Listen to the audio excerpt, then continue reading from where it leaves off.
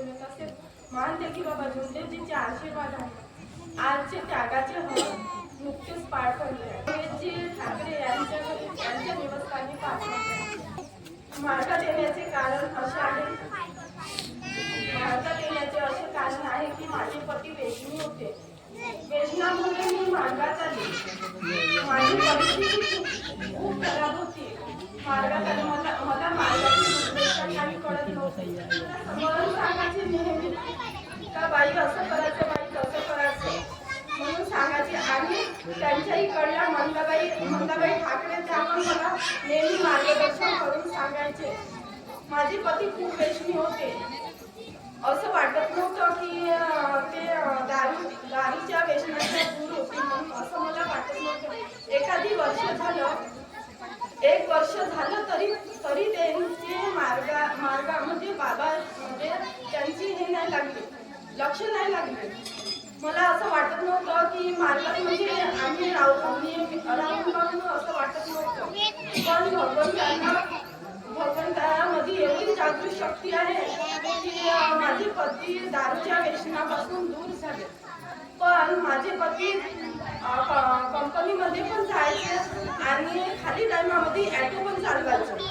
Auto चालवत असताना कधी सवाऱ्या आमच्या गावामध्ये भराडी पार्टी आहे, राजूरवाडीची पार्टी घेऊन ॲटोमध्ये आले होते.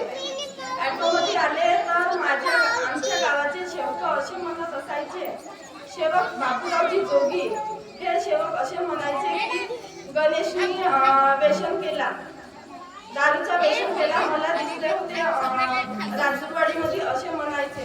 पण मला माहित होतं की माझ्या पतीने व्यसन नाही केलं. कारण दारू पिल्यानंतर एकदम म्हणजे त्याच्या कोणी आईला, स्वतःच्या आईला नव्हते ओळखत, स्वतःच्या पत्नीला नव्हते ओळखत, एवढे व्यसन करत असायचे.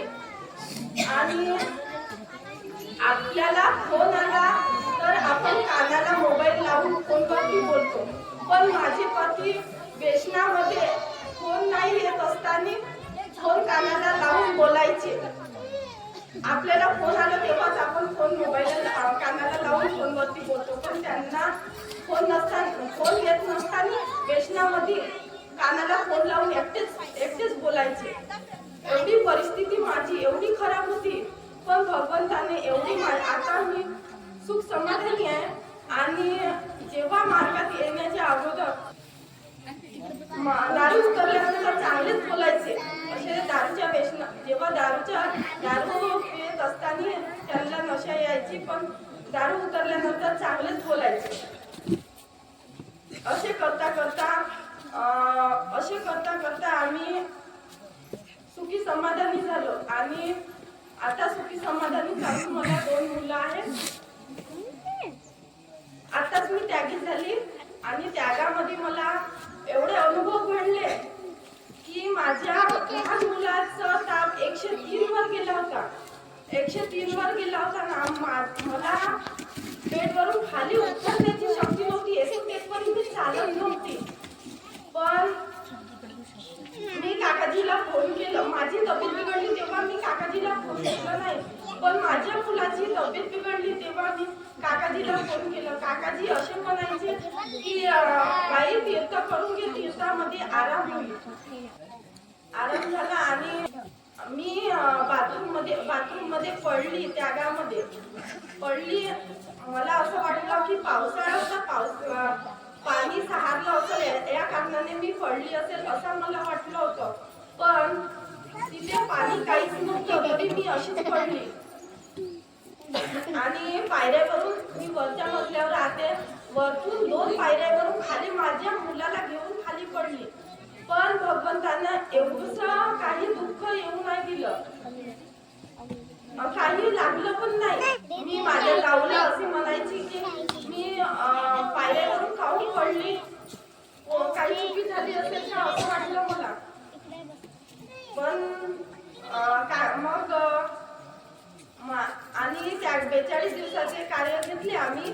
पण माझे 10 दिवस होऊन कार्य फालतू पडले. काकाजीला फोन केला. काकाजीने म्हटलं की आता कार्य तुझे फाईट पडले, पुन्हा उद्यापासून 30 दिवसाचे कार्य सुरुवात कर. आणि खूप चुका झाल्या. माझ्या पतीने माझ्या मुलाला इतकं मारलं होतं का काडीनं मारलं होतं. क्रोधच नव्हतं सांभाळत त्याला. एवढं मारलं होतं. मग काकाजींनी म्हटलं 3 दिवसाचे कार्य पुन्हा करून घ्या. मग आम्ही पुन्हा केलं. आमचे 42 दिवसाचा त्यागाचे कार्य चांगल्या पद्धतीने पार पडले.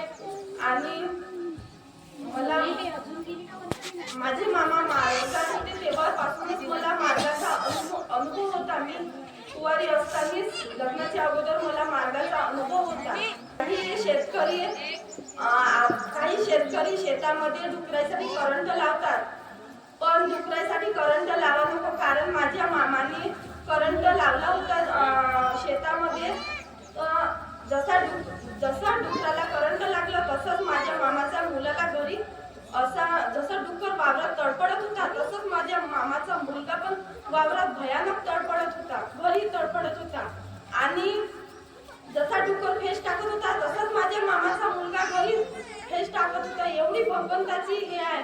आपल्या हाताने थोड्या चुका झाल्या तर लक्षात येत नाही. असं माझ्या मामाच्या मुलाची कंडिशन झाली होती. अशा गलत्यामुळे हे होते. माझी आज खूप इच्छा होती त्यागाच्या हवनाला याची, पण माझे पती थंडी आहे म्हणत होते, छोटा मुलगा आहे म्हणत होते, तू काही येऊ नको म्हणत होते. मीच जातो मीच येतो म्हणत होते. पण कुठे पण हवन राहून माझी खूप इच्छा राहते. एवढे बोलून मी माझे 2 शब्द पूर्ण करते. नमस्कार.